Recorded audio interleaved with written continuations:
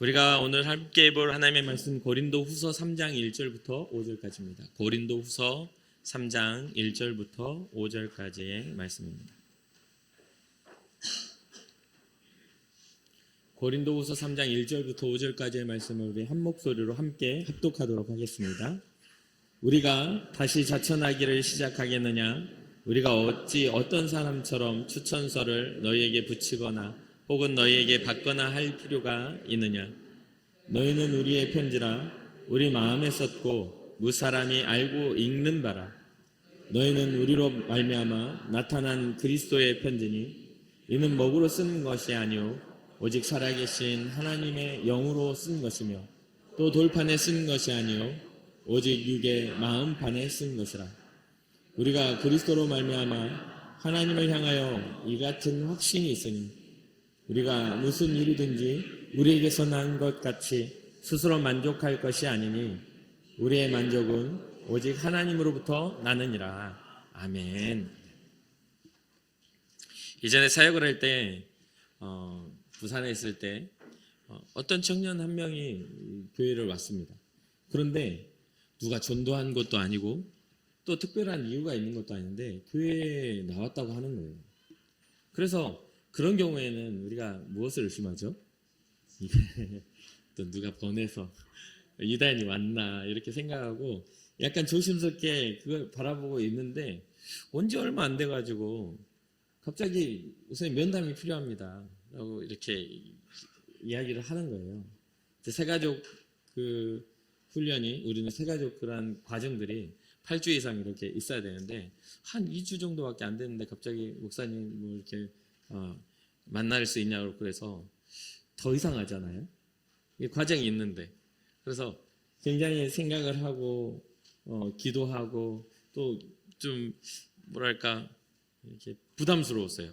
어느 한편으로는 교회를 다녀본 청년도 아니고 그렇다고 해서 누군가 전도해가지고 이유가 있는 그런 청년도 아닌 상태에서 의심하고 있는데 이단은 아닌가 생각하고 있는데 만나자고 하니까 뭐 어떻게 이야기를 해야 되지? 라는 생각이 들어가지고 정말 그 만나자고 한 시간까지 기도하고 어떻게 복음을 전할까 고민하고 또 어떻게 말을 시작할까 어떤 걸 좋아할까. 요즘에 청년들이 이제 그 게임 같은 걸 좋아하니까 뭐 무슨 게임으로 이야기를 할까 무슨 막 이렇게 생각을 많이 했단 말이죠. 막상 이제 굉장히 긴장하고 준비하고 만났는데 그 청년이 목사님께 부탁드릴 게 있습니다 라고 하는 거예요. 더 부담스럽잖아요. 지금 교회 온 지 얼마 안 됐는데 뭘 나한테 부탁한다고 그러니까 그래, 그걸 뭘 부탁하려고 그러냐 했더니 이 청년이 하는 말이 제가 기독교 학교를 다니는데 교회 출석 확인서가 필요해서 교회를 왔다는 거예요. 힘이 쭉 빠져가지고 이렇게 내가 긴장할 게 아니었네. 혼자서 엄청 상상하고 엄청 준비를 하고 갔는데 교회 출석 확인서가 필요하다는 그거밖에 없는 거예요. 그래가지고 그래 뭐 써줘야지 하고 그걸 써주고 보낸 다음에 정말 허탈한 감정이 굉장히 들더라고요. 그런 다음에 그 청년이 우리 교회를 3년을 다녔습니다. 3년을 다녔는데 그 시간 동안 저와 만나서 식사도 제가 사주고 또 여러 가지 이야기들을 나누고 그런 이야기를 했는데 정말 아쉬운 건 뭐냐면 그 3년 동안 이렇게 서로 교제를 했지만 제대로 된 신앙적인 이야기를 한 적이 없습니다. 신앙적인 목회자를 만났을 때 신앙적인 이야기를 하고 또 신앙적인 지도를 받고 또 교회 안에 구성원으로서 그래야 되는데 이 청년 자체가 저를 만나는 것에 별로 의미를 두지 않는 거예요. 밥을 먹자면 밥을 먹고 그냥 그냥 그러시자고 하고 밥 먹고 끝나는 거예요. 이야기를 해도 깊어지지 않습니다. 왜냐하면 이 마음 자체가 이미 그 기독교 학교를 졸업하고 자기는 이 교회를 떠날 거라는 계획을 세우고 교회 출석 확인서가 필요해서 교회에 왔기 때문에 그렇습니다. 참 이게 가슴 아픈 일이죠. 결국 그 청년의 필요는 자기 삶의 유익에 이게 필요했던 것이죠.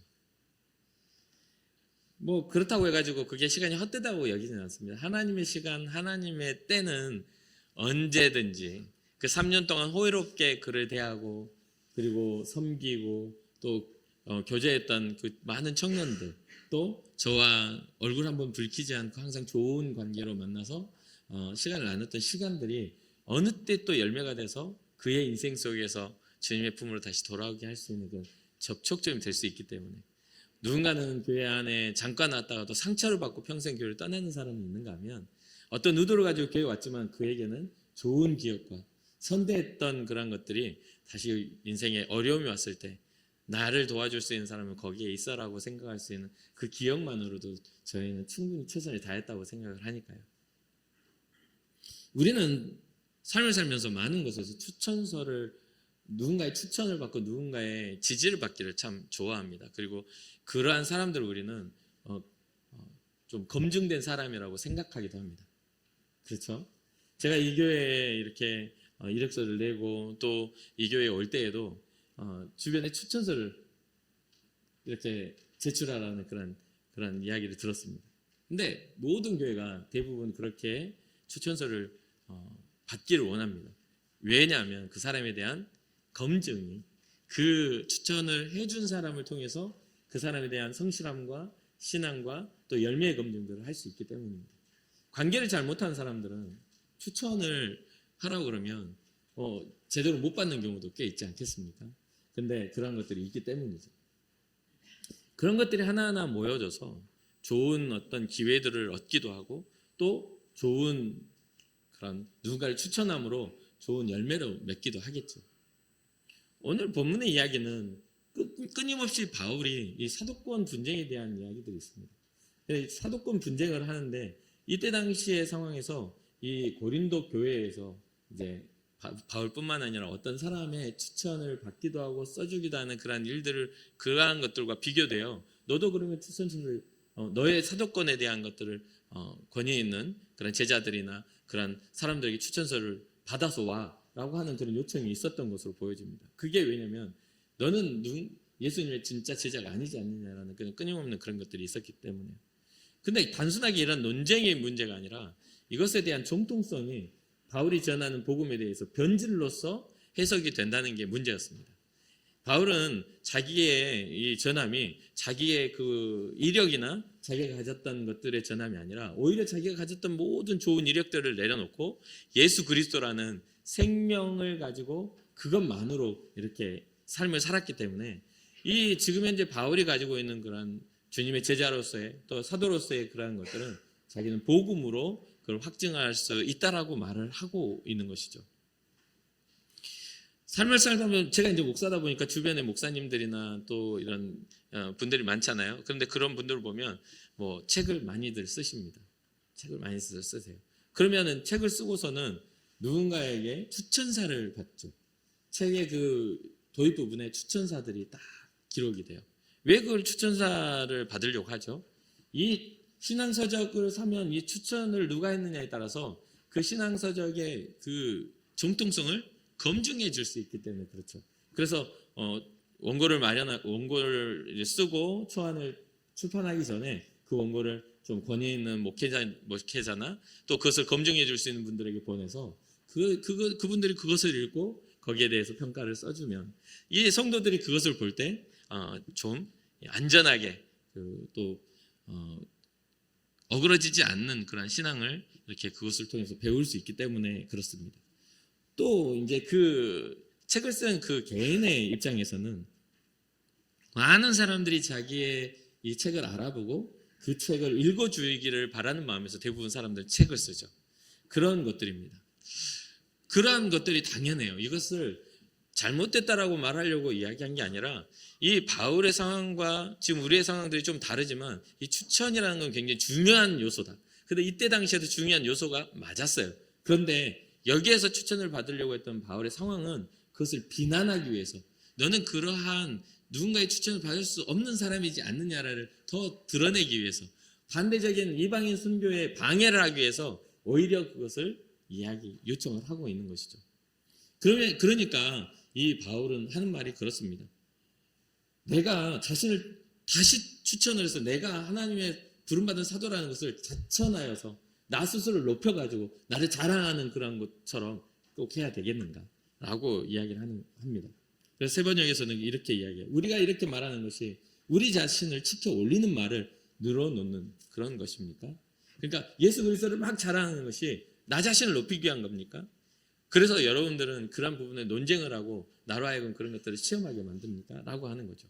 어떤 사람들처럼 우리가 여러분들에게 보일 추천장이나 여러분이 주는 추천장을 필요로 하는 사람들이겠습니까? 우리가 지금 복음을 가진 사람이 그러한 것들에 의해서 검증되겠습니까? 라고 하면서 이 바울은 나의 추천서와 같은 그런 증거는 바로 여러분들입니다라고 이야기합니다. 너희는 우리의 편지라 우리의 마음에 썩고 무사람이 알고 읽는 바라라고 여러분이야말로 우리를 청구하여 주는 추천장입니다라고 이야기하는 겁니다. 그러면 어떻게 이 바울은 이러한 당당함으로 당신들이 예수님의 제자 되는 나를 증명하는 추천장이라고 말할 수 있을까요? 이러한 부분들에 있어서 이 바울은 이렇게 이야기합니다. 너희는 우리로 말미암아 나타난 그리스도의 편지니. 뭐냐면 여러분이 분명히 그리스도로 우리가 쓰고자 했던 그 쓰임대로 세워진 성도로 부름받은 편지가 되었다라고 이야기하는 거죠. 바울이 말하는 것은 자기가 말할 수 있는 추천은 바로 성도들이라는 겁니다.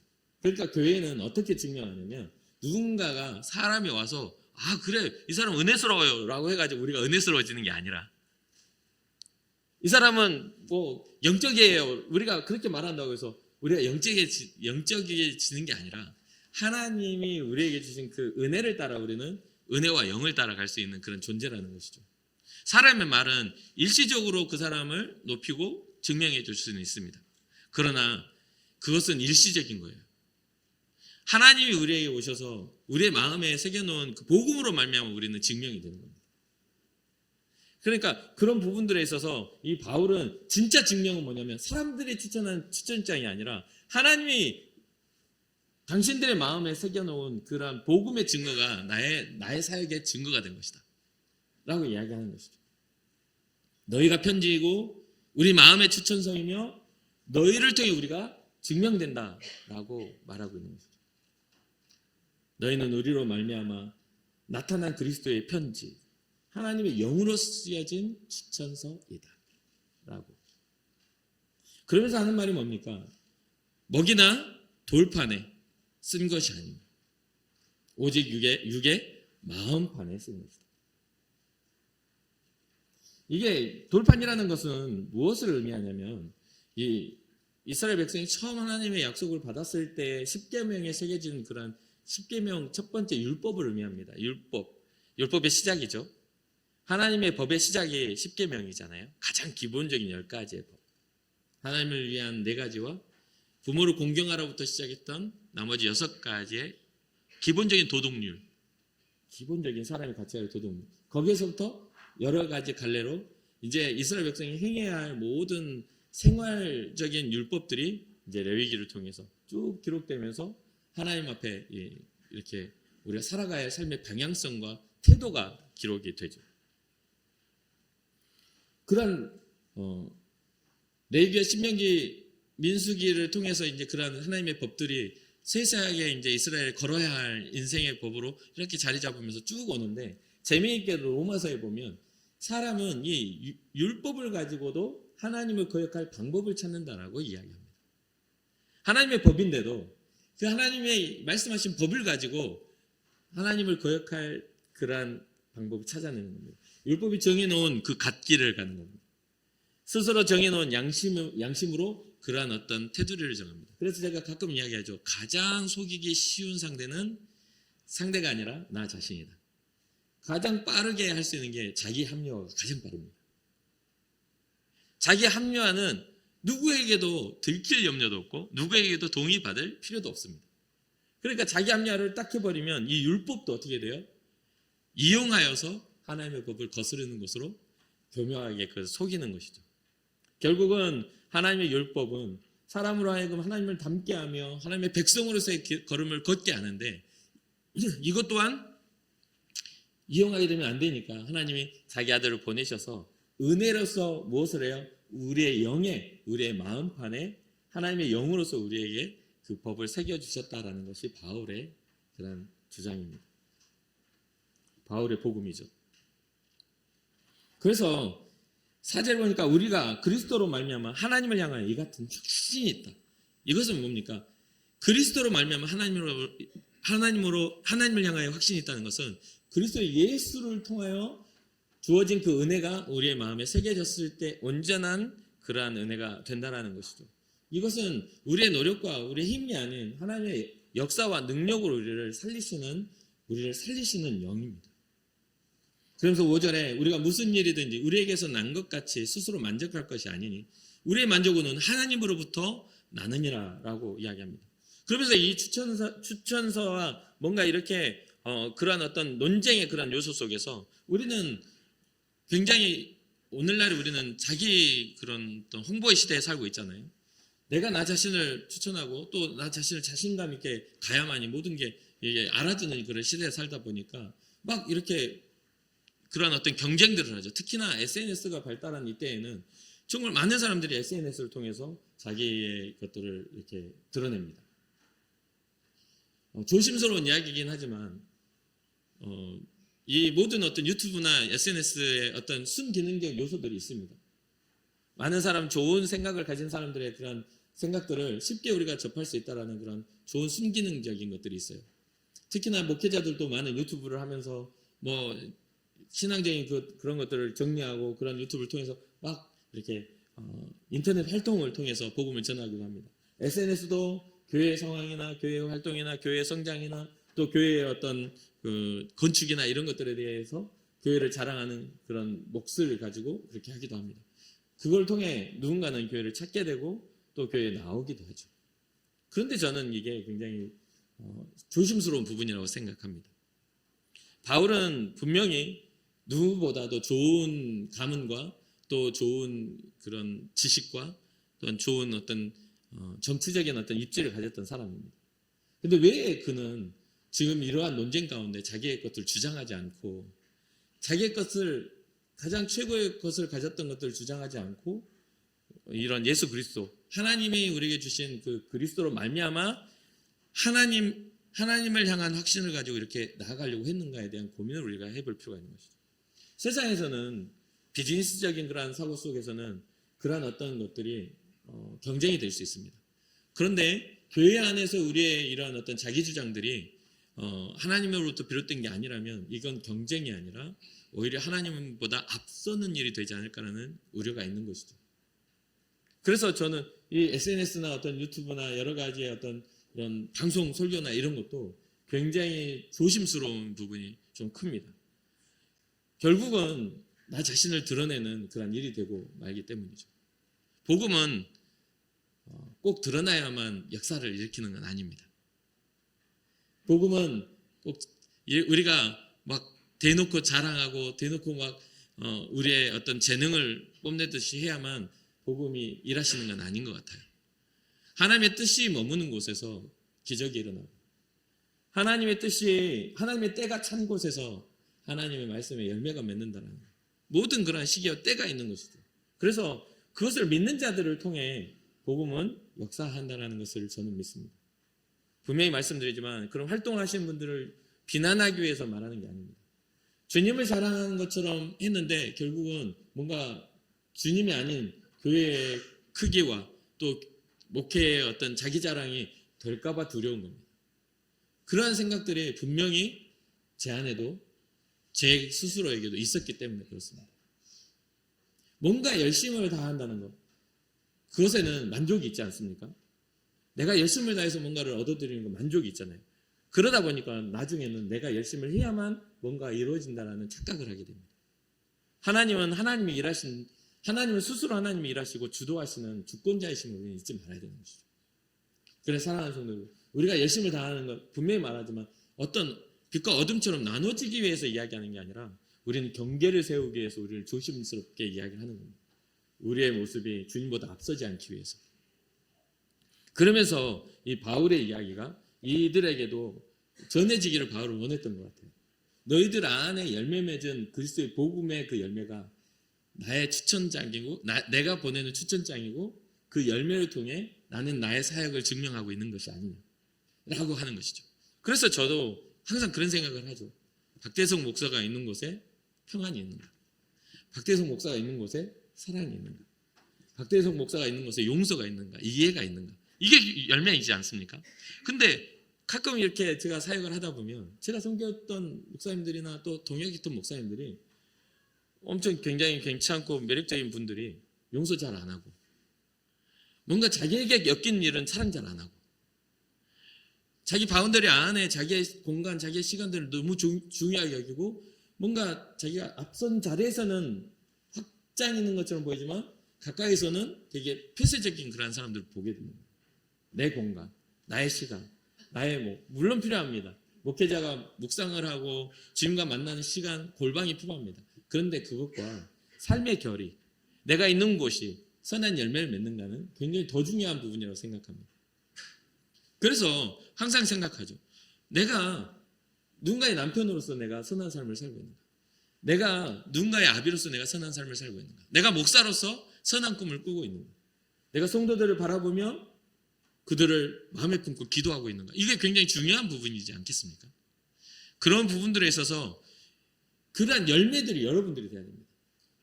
분쟁이 멈춰야 되고 또 시기와 질투가 멈춰야 되고 성경이 말하고 있는 선한 가치들이 우리를 통해서 나타나야만이 하나님 앞에서 열매라고 할 수 있는 것이죠. 끊임없이 서로가 대립하고 끊임없이 무엇을 위해서 우리가 그래야 되는지를 모를 만한 혼란스러움에 사로잡혀 있는 것은 우리가 좀 정리정돈을 해야 되는 그런 부분입니다. 그러니 5절에 이 말, 우리가 무슨 일이든 우리에게서 난 것 같이 스스로 만족할 것이 아니라고 말합니다.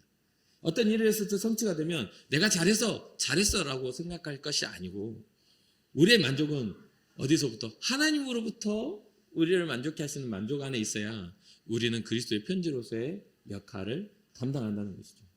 그러면서 오늘 본문에서 조금 더 나아가서 6절과 7절, 8절까지를 보면 그가 또한 우리를 새 언약의 일꾼이 되기에 만족하게 하셨으니 하나님이 우리에게 새 언약의 일꾼, 이전 구약시대의 율법의 일꾼이 아니라 예수 그리스도의 생명의 그 생명의 법, 성령의 생명의 법의 새 언약의 일꾼으로 우리를 만족하게 하셨으니 율법의 조문으로 하지 아니하고 오직 영으로 함이니 율법의 조문은 죽이는 것, 죄를 드러나게 하고 대가를 지불하게 하는 것이지만 이 영은 살리는 것, 죄가 생각나지만 회개하게 하고 하나님 앞에서 회복하게 하시는 그 영은 살리는 것으로서 우리를 부르셨다는 겁니다. 그러니까 뭔가를 지적하기 위해서 부르신 게 아니라 그것에 대해서 생각나게 하고 돌이키게 하시려고 우리를 부르셨다. 그래서 7절에 돌에 써서 새긴 죽게 하는 율법 조문의 직분도 영광이 있어 이스라엘 자손들은 모세 얼굴에 없어질 영광 때문에도 그 얼굴을 주목하지 못하였거든요. 십계명을 주님을 대면하고 십계명을 가지고 왔는데 얼굴에 광채가 나는 겁니다. 그래서 얼굴을 수건을 덮어야 될 만큼 이렇게 되는 거죠. 완전히 광채가 나니까 이스라엘 백성들이 그걸 보고 두려워 벌벌 떨고 얼굴 쳐다보지 못할 만큼 영광의 광채가 있는데 그런 죽게 하는 율법 조문으로도 그런 영광이 있었거늘 하물며 영의 직분은 더욱 영광이 있지 않겠는가. 이것은 겉으로 드러나는 영광의 빛이 아닙니다. 이것은 우리 안에 내재하는 예수 그리스도의 생명의 빛이 내 안에 내재하여 우리 안에 죄로 검게 물들어버린 우리를 밝게 하나님 앞에 소망적이게 하나님 앞에 생명의 법으로 나아가게 하는 그런 소망이 있는 영에 새겨지는 법이라는 것이죠. 돌판에 새겨지는 것은 눈으로 보지만 영에 새겨진 것은 하나님의 믿음, 영으로 볼 수밖에 없는 거 아니겠습니까? 그래 사랑하는 성도 여러분, 여러분들의 삶의 결과 방향이 가진 자와 같은 삶의 결을 갖기를 주님의 이름으로 축복합니다. 그래서 여러분들이 가는 곳에 뭐가 나타나야 돼요? 그리스도인의 그런 뜻과 섭리가 나타나야 합니다. 여러분들 말을 통해서도 그렇게 나타나야 돼요. 그래서 세상에 보내는 그리스도의 편지. 하다못해 박대성 목사가 인천 궁극교회에 와서 사역을 하고 설교를 했는데 그 변화된 그리스도의 생명의 가치가 여러분들 중에 나타나니까 저를 누군가가 증명할 필요가 없이 누군가 와서 보면 이 교회는 사랑이 있는 교회다. 그리스도의 생명이 흘러가는 교회다. 전도하는 교회다. 오늘 장로님 기도 중에 그랬지만 선교하는 교회다. 지역사회에 선한 영향력을 미치는 교회다. 이것이 우리의 자랑이 되고 힘이 돼야 되지 않겠습니까? 자꾸만 이게 축소되고 자꾸만 개인주의에 빠져버리는 이때, 자꾸만 내 노력이 나를 증명하는 시대에 살아가는 이때, 사실은 제가 항상 느끼는 거지만 아무리 웃는 얼굴, 행복한 얼굴로 SNS를 올려도요, 그 시간이 지난 다른 때는 우울함과 괴로움과 싸워야 되는 게 인생입니다. 그렇지 않습니까? 보면 대부분 뭐 어떤 것들로 SNS 보면 뭐 이렇게 뭐 어려운 것보다 항상 막 즐거운 것들을 막 이렇게 올리는 것을 봐요. 저는 이제 눈으로 보는 건 잘하니까. 그래서 다른 어떤 뭐 페이스북이나 이런 데서 다른 교회 사역이나 이런 하시는 분들이 막 올리고 또 묵상도 올리고, 때로는 그 묵상을 통해 제가 은혜를 받기도 해요. 그분들의 어떤 그러한 어떤 묵상이 저에게 영향을 미치고, 진짜 믿음의 경주를 믿음의 하는구나라고 하면서도 한편으로는 어떤 생각을 하냐면, 이렇게 길게 쓰려면 시간이 상당히 걸릴 텐데 라는 생각이 들어요. 그러면 저는 그러한 때 이거를 저도 몇 번 이렇게 길게 써보니까 상당한 시간이 걸리더라고요. 그래서 그거 쓰는 시간에 그냥 묵상하고 기도하자고 잘 안 해요, 저는. 왜냐면 이것이 어떻게 보면 이게 묘하게 이게 앞뒤가 달라지거든요. 묘하게 나 자신의 사역을 표현하는, 그러니까 이렇게 드러내고 이렇게 자랑하는 것 같은 그런 느낌들로 이렇게 묘하게 달라져요. 말은 전도, 말은 누군가의 선한 영향력인데, 글을 보다 보면 하소연인 그러한 일들이 꽤 있어요. 현실에서 누군가 답답하게 말 못하는 이야기들, 사람들과의 갈등이나 뭐 이념적인 부딪힘들을 누군가의 말 못하고 하나님 앞에 말해도 하나님 응답을 잘 안 해주시니까. 그렇잖아요. 하나님 잘 응답 안 해주시거든요. 저도 응답 많이 못 받아봤거든요. 특히 음성으로 들어보셨나요? 저 못 들어봤어요, 아직.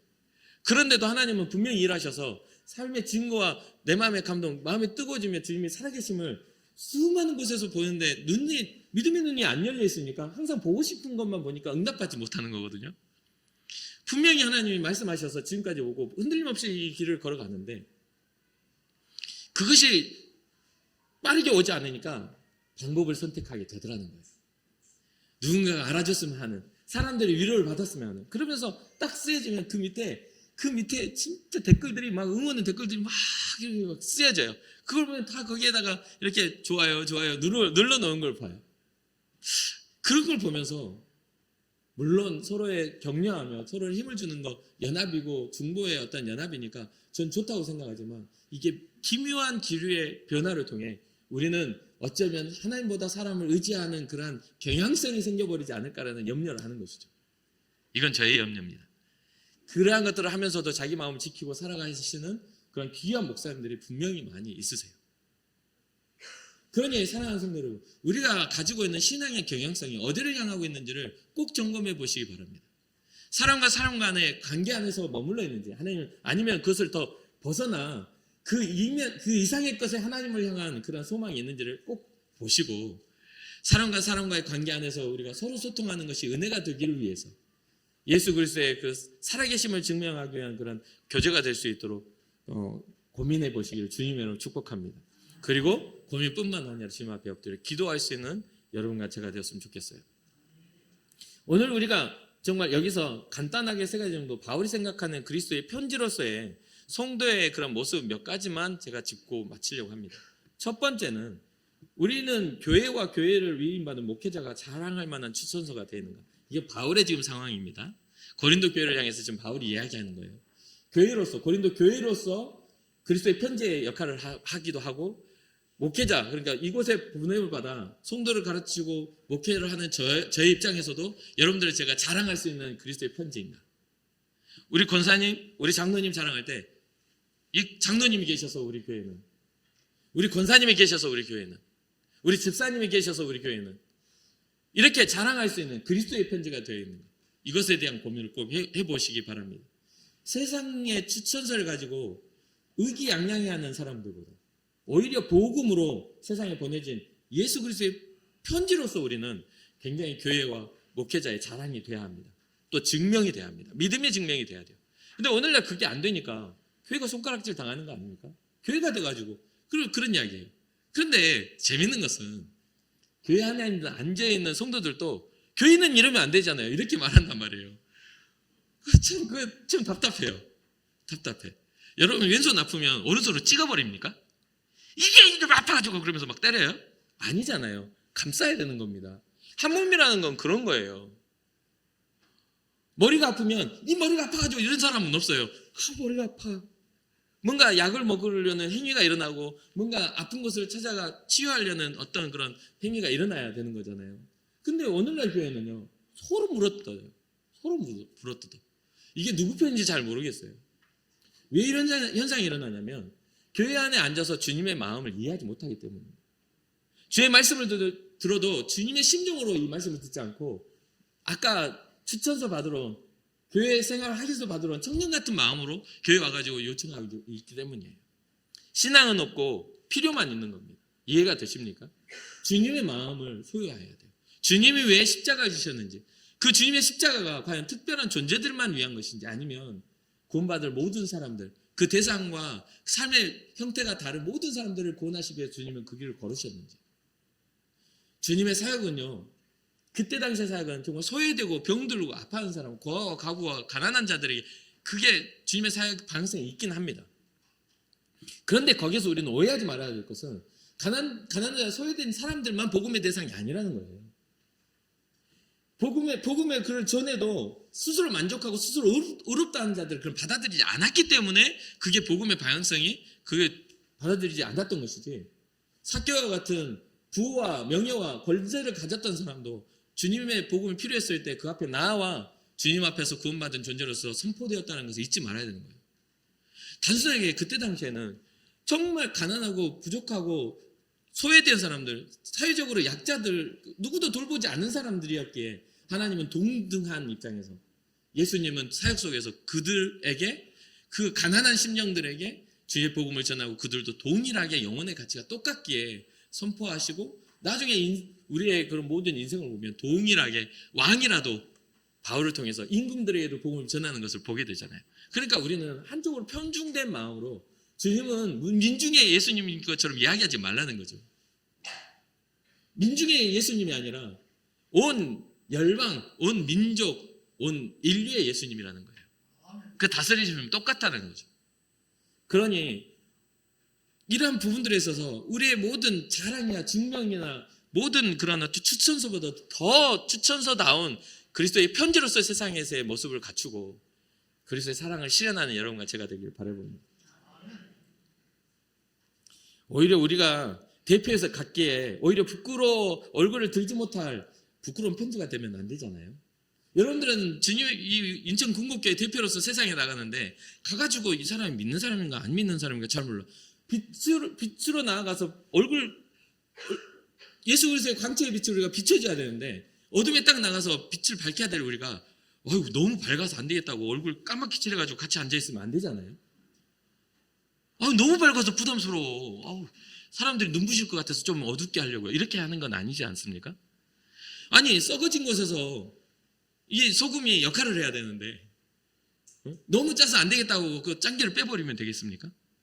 그러니까 우리 스스로를 제일 말씀드렸죠. 우리 스스로를 제일 속이기가 쉬워요. 자기 합리화가 제일 쉽습니다.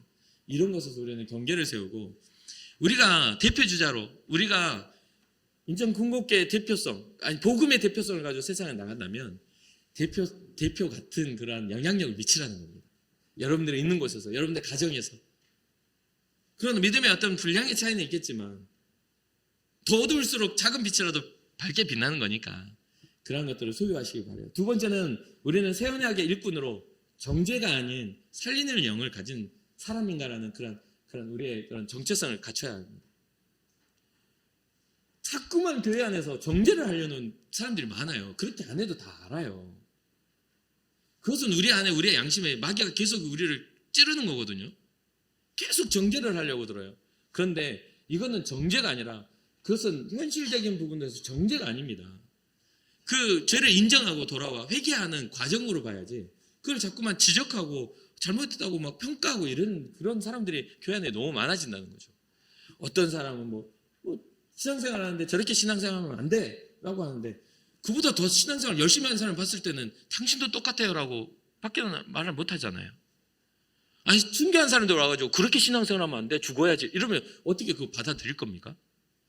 그러니까 자기 입장에서 자기 수준에서 그것을 자꾸 평가하고 정죄해버리니까 이게 어떻게 되냐면 분쟁이 시기와 다툼이 일어나는 겁니다. 서로 인정하고 그거에 대해서 높은 자는 낮아지고 낮은 자는 높아져. 서로의 어떤 믿음의 그런 예수 그리스도라는 이름 하나로 우리가 종된 자는 그리스도의 영으로 자유케 되고 자유한 자는 그리스도의 영으로 예수의 종이 된다라는 그 말씀을 기억하며 복음에 묶인 자들이 돼야지. 우리 스스로가 뭐 자발성을 가지라니까 그 복음을 갖다가 잣대를 들여놓고 막 평가라는 이야기가 아니지 않습니까? 어깨를 빌려주고 손을 내밀어 이렇게 도와줄 수 있는 그런 사람이 돼야 되는 것이죠. 마지막 세 번째는 우리는 의의 직분자로서 영광을 가졌는가입니다. 의의 직분자로서의 영광을 가졌는가. 세상에서 어떤 직업을, 어떤 지위를 주거나 어떤 위치를 주면 거기에 대한 책임감이 따라옵니다. 그렇잖아요. 동부청장 되면 그 청장으로서 책임감이 따라오잖아요. 우리는 하나님의 자녀로서 주님 앞에 부름받아서 우리가 직분을 갖습니다. 그러면 그 직분에 하나님의 의의가 담겨 있는지를 항상 고민해야 합니다. 가장 좋은 직분은 뭐죠? 성도의 직분입니다. 거룩한 백성. 하나님의 백성의 직분이 가장 첫 번째 시작입니다. 목사라도 성도가 돼야 합니다. 그 직분이 이건 어떤 지위를 나누고자 하는 직분이 아니라 그건 사회에서 하는 거고요. 교회 안에서의 직분은 하나님 앞에서 우리의 헌신의 정도를 의미합니다. 목사니까 목사로서의 헌신을 여러분 요구하시지 않습니까? 저 집사같이 할까요? 어떻게 생각하세요? 목사인데 집사같이 하면 안 되잖아요. 네? 그냥 편안하게 그냥 아이고 오늘은 뭐 그냥 날씨도 구지고 어제도 피곤했으니까 새벽기도 가지 말아야지 이런 생각 가지면 이상하잖아요. 이게 사명적 요소에서 아침에 일어날 때 기쁜 마음으로 말씀을 준비하면서도 즐거운 마음으로 이렇게 할 수 있는 그런 것들이 직분의 위치 아니겠습니까? 여러분들의 직분을 다시 한번 고민하시고 장로로서, 권사로서, 안수 집사로서, 또 설의 집사로서, 그리고 가장 중요한 주님 앞에 부름받은 성도의 직분으로서 주님 앞에서 그러한 것들을 내가 의의 직분자로 영광을 가졌는지를 살펴보시기 바랍니다. 그래서 바울이 이 디모데 후서 4장 7절과 8절에 우리가 잘 아는 이 말씀을 합니다. 나는 선한 싸움을 싸우고 나의 달려갈 길을 마치고 믿음을 지켰으니 이게 성도의 싸움이잖아요. 선한 싸움을 싸우고 나의 달려갈 길, 인생의 길을 마치고 무엇을 지켜? 믿음을 지켰으니 이제후로는 나를 위하여 의의 면류관이 예비되었으므로 주 곧 의로우신 재판장이 그날에 내게 주실 것이며 내게만 아니라 주의 나타나심을 사모하는 모든 자에게로도. 이게 여러분 우리에게는 의의 면류관이 예비되어져 있습니다. 눈에 보이지 않고 우리가 맞닥뜨려지지 않는 거기 때문에 너무나 이게 먼 것처럼 보이지만 믿음의 경주의 끝에는 우리의 생명의 면류관, 의의 면류관이 예비되어져 있다는 거예요. 그 영광은 그 누구도 빼앗아갈 수 없는 하나님이 우리에게 부여하시는 영광입니다. 주님이 의로우신 그 재판장이 오실 때 우리는 재판 앞에 두려워 떨며 심판받는 존재가 아니라 은혜 앞에 영광, 박수 받으면서 하나님 앞에서 그 구원받음에 대한 기쁨을 가지고 막 박수 받으면서 할렐루야 하면서 주님을 맞이해요. 그건 두려운 게 아닙니다. 그러니 여러분 그런 종말론을 이야기할 때 두렵게 말하는 사람들의 이야기는 다 거짓말입니다. 이해가 되세요? 종말론을 이야기할 때 마지막 심판에 대해서 막 두렵게 막 하는 사람들은 그런 사람들 이야기는 들을 필요가 없어요. 그 마지막 종말은 우리에게 영광이고 기쁨입니다. 우리는 이미 예수 믿고 구원받은 자들인데 왜 두려워해야 합니까? 하나님의 자녀인데 심판을 왜 두려워해야 돼요? 구원하심을 기뻐해야죠. 그러니까 주님 오시면 그날에 마라나타 주에서 어서 오시옵소서 할 수 있는 그런 어떤 우리의 기쁨의 환희와 선포가 있어야지. 내 아버지를 만나는데 두려워 떨면서 막 이러면 갑니까? 아버지 만날 때 기쁜 마음으로 가야지. 그리고 좀 힘들고 괴로웠으면 그 아버지가 우리에게 말씀하시겠죠. 힘들었지. 그러면 좀 주를 위해 열심히 살고 십자가 짊어지고 살았으면 왜 나한테는 이렇게 십자가를 무겁게 줘가지고 힘들게 하셨어요? 아주 그냥 죽을 뻔했습니다 하면서. 그러면 주님 말씀하셨죠. 넌 이미 죽었어. 죽었으니까 주님 만나지 않았겠습니까? 죽을 뻔했습니다가 아니라 이미 죽어서 온 거야. 아니면 휴거 당해가지고 이렇게 죽지 않고 가면 너무 할렐루야고 아멘이고요. 근데 저는 그런 생각을 합니다. 주님이 오시기 전에 내가 먼저 가게 생겼다. 하루의 삶이나 인생이 얼마나 고달픈지 가만 놔두질 않지 않습니까? 매일 쌓이는 스트레스와 그런 고민들이 있지 않습니까? 그러니까 그런 주님이 오시는 그때 할렐루야 하려면 우리는 의의 직분의 그 영광을 가지고 소유해야 하는 것이죠. 그리고 마지막 의의 면류관을 향해서 나의 달릴 길을 다 달렸어. 나의 믿음을 지켰어. 할 수 있는 그런 선언이 있어야 되는 거죠. 그리고 또 한 가지는요. 믿음은 꼭 개인이 아닙니다. 개인의 감정과 그런 기분에 따라 믿음이 결정되는 게 아니에요. 절대로 착각하지 마세요. 믿음은 검증이 공동체로 이루어집니다. 나 혼자 감동 충만한다고 해가지고 그걸 믿음이라고 말하지 않아요. 성경에 교회가 세워진 이유도, 초대교회가 세워진 이유도 성령이 충만했다 하는데 진짜 이게 성령이 충만함인지를 서로 검증했어야만 합니다. 왜냐하면 성령의 역사도 있지만 뭐도 있다? 악령의 역사도 있기 때문에 그렇습니다. 교묘하거든요. 그럴싸하거든요. 광명한 천사처럼도 나타나거든요. 거짓 기적과 표적과 불의를 사랑하는 모든 사람들의 마음을 헷갈리게 만들거든요. 그래서 거짓 선지자들이 마지막에 많이 일어난다고 이야기합니다. 그럼 교묘하다는 건 뭡니까? 비슷하다는 소리잖아요. 그러니 사랑하는 성도 여러분, 아까 이야기했던 우리가 여러 유튜브나 좋은 설교를 하는 사람도 진짜 중요하지만 우리가 교회 안에서 하나님의 말씀과 묵상과 예수 그리스도의 생명이 흘러가는 그런 신앙의 기초를 가졌다면 내 눈으로 스스로 말씀을 보며 하나님이 나에게 어떻게 말씀하시는지를 생각하며 걸을 수 있는 그런 영적 믿음의 의지가 생겨나기를 주님의 이름으로 축복합니다. 여러분 스스로 걸어가야 주님을 위해 정말 가치 있는 일을 할 수가 있는 거예요. 내가 스스로 걷지 않는 것은 남이 시켜서 하는 것은 별로 가치가 없어요. 그런 거 있죠. 뭐 가려고 하는데 누가 꽃 주면서 꽃 사가, 또 사가 이렇게 하죠. 제가 제 아내에게 꽃을 선물을 안 해주니까 가끔 이렇게 꽃을 이렇게 해주시는 분들이 있어서 그거 들고 가거든요. 제 아내가 그래요. 누가 또 줬어요? 네, 내가 줬어. 그러면 예쁘네 하고 가요. 작은 것 풍성한 그 꽃다발 아니라도 의미가 있는 남편이 그냥 작은 꽃송이 하나라도 가져간다면 더 의미가 있겠죠. 누가 시켜서 하면 뭐가 돼요? 내가 주는 거지만 전해주는 게 돼버리는 거잖아요. 남의 의지에 따라. 그렇잖아요. 그러니까 교회 안의 사역도 하나님을 사랑하는 것도 여러분들의 사랑이고 여러분 교회입니다. 그러니까 의미 있게 여러분들의 발걸음을 걸어 주님을 바라보세요. 그리고 불러보세요. 아버지, 나에게 아버지 아니십니까? 저도 그렇게 기도하는데요. 내 삶에 일해 주시면 안 됩니까?